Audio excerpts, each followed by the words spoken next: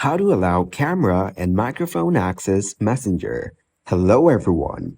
In this video, I will show you how to allow camera and microphone access Messenger. First of all, simply open up your Messenger application. After that, select the chat. Now tap on the microphone icon at the bottom of your screen. So, you need to allow the Messenger to access your microphone.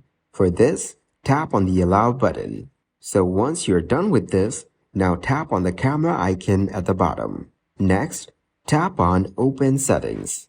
Then select the Messenger application in your settings. After that, to allow camera access to Messenger, tap on the toggle switch to turn it on.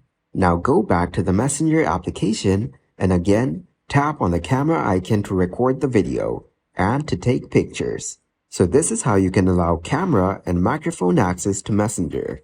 Thank you guys for watching this video. Hope you got some value. Make sure to like the video and subscribe to the channel to get notified of new videos. See you in the next one.